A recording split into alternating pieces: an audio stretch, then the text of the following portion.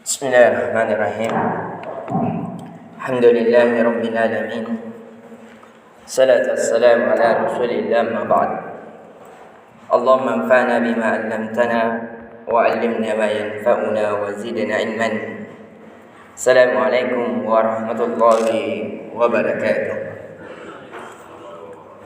Alhamdulillah, sebagaimana di pertemuan sebelumnya kita telah mengkisahkan dari kisah Nabi sallallahu alaihi wasallam hingga ketika menaklukkan kota Mekah, yang dimana pada saat itulah kota Mekah menjadi bersih dari sembahan-sembahan kepada selain Allah. Semua patung-patung yang ada di sekitar Ka'bah dihancurkan oleh pasukan kaum muslimin, yang pada saat itu sebagaimana yang kita ketahui, sebagaimana yang dikuatkan oleh Ibnu Katsir dalam tafsirnya dan begitu pula dalam kitabnya Bidayah wan Nihayah, jumlah yang ada patung-patung di sekeliling Ka'bah kurang lebih 316 patung. Dari sinilah rahmat bagi siapa yang berumrah melihat kota Mekah, itu Allahu Akbar. Kesucian di atas kesucian bagi kota Mekah yang senantiasa Allah melindungi dari kota tersebut. Akan tetapi ketika penaklukan kota Mekah, ini adalah penaklukan dari kabilah Quraisy. Akan tetapi kabilah-kabilah yang lain masih merasa sombong, merasa kuat di depan Nabi sallallahu alaihi wasallam, tidak ikut perintah Nabi sallallahu alaihi wasallam, tidak ingin dibawa pimpinan Nabi sallallahu alaihi wasallam, seperti misalnya dari kabilah Thaqif dan Hawazin. Kabilah Thaqif dan Hawazin ini salah satu kabilah yang besar, dan kabilah-kabilah lainnya sampai ada 10 kabilah yang berkumpul di suatu tempat dan ingin memerangi Nabi sallallahu alaihi wasallam. Akhirnya terjadilah perang setelah perang Fathul Makkah, yaitu perang yang namanya perang Hunain. Hunain adalah suatu lembah yang dimana kaum muslimin dikalahkan. Pada saat itu ada di sebagian kaum muslimin, karena pada saat itu kaum muslimin memiliki jumlah yang besar, memiliki jumlah yang sangat banyak, sehingga sebagian yang baru masuk Islam, yang ketika terjadi Fathul Makkah merasa sombong, merasa bangga dengan jumlah yang banyak akan melawan jumlah yang sedikit, khususnya kabilah Thaqif dan Hawazin. Akhirnya Nabi sallallahu alaihi wasallam mendengar bahwa kaum Thaqif dan Hawazin tidak mau taat, tidak mau tunduk di bawah perintah Nabi sallallahu alaihi wasallam, bahkan mereka telah memberikan pasukan-pasukan untuk memerangi kaum muslimin, yang akhirnya Nabi sallallahu alaihi wasallam berperang dengan mereka. Akhirnya terjadilah perang di Hunain. Jadi Hunain sekali lagi suatu lembah yang dimana lembah tersebut datar, yang kalau ada unta lewat pasti akan terdengar. Namun karena sayangnya dari kalangan kaum muslimin terlambat mendatangi medan perang tersebut, sehingga kabilah Thaqif dan kabilah Hawazin itu telah mengelilingi di atas lembah, yaitu di bagian pesisir di atas gunung, sehingga mereka telah menyiapkan pasukan pemanah terlebih dahulu daripada kalangan kaum muslimin. Namun ketika kaum muslimin dari Nabi sallallahu alaihi wasallam dan pasukan Khalid bin Walid itu telah mengatur pasukan-pasukan, tiba-tiba dari kalangan Bani Thaqif dan Hawazin itu melempari panah-panah kepada kaum muslimin, yang mengakibatkan kaum muslimin banyak lari dan terbelantar dan terhamburkan dari pasukan-pasukan. Jadi di sini terjadi kemunduran di kalangan kaum muslimin. Mengapa? Karena strategis kaum muslimin dikalahkan oleh kaum musyrikin. Yang kedua, karena kaum muslimin merasa bangga dengan jumlah yang banyak kepada Allah Subhanahu wa taala, bahwasanya kemenangan bukan disebabkan karena kita kuat, kemenangan bukan disebabkan karena kita banyak, akan tetapi kemenangan barang siapa yang dimenangkan oleh Allah Subhanahu wa taala. Dia merasa sombong dengan jumlah yang banyak, akhirnya Allah mengalahkan mereka.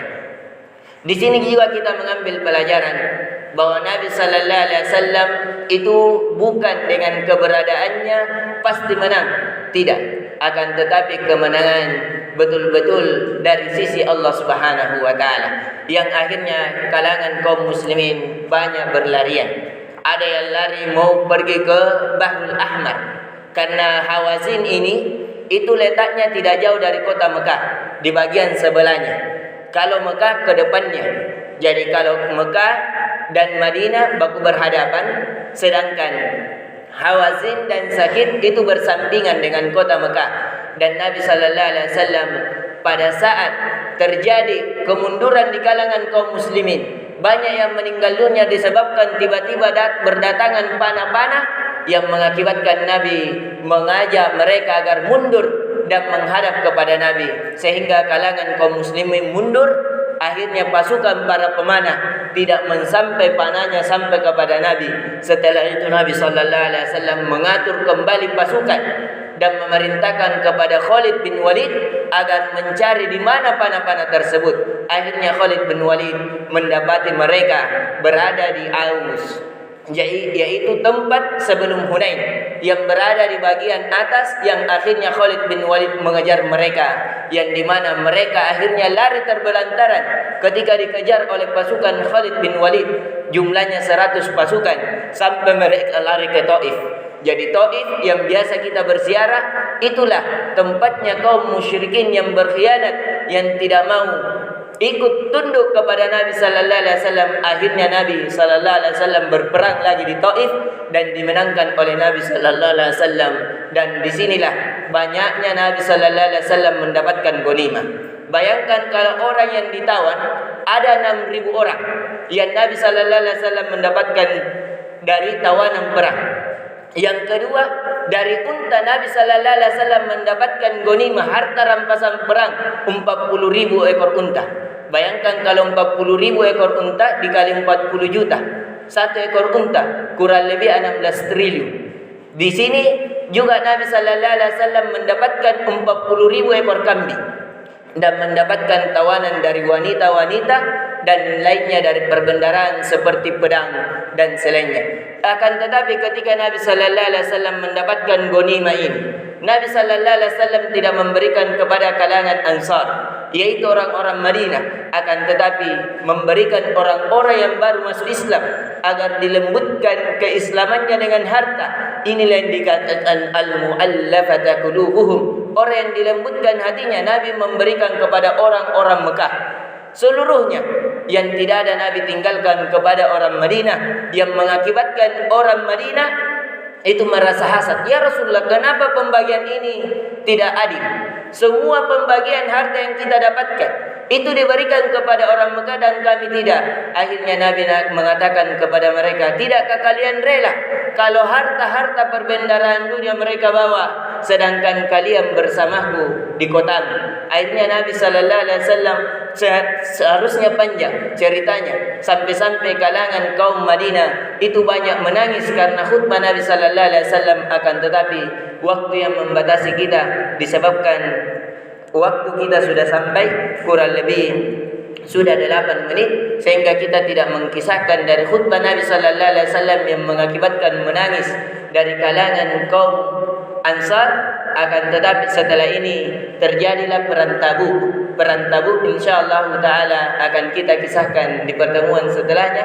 Inti pelajaran yang kita bisa dapatkan di hari ini, bahwasanya kebanyakan kaum muslimin memenangkan peperangan dengan jumlah yang sedikit dan kesabaran di sisi Allah Subhanahu wa taala, bukan karena jumlah yang banyak.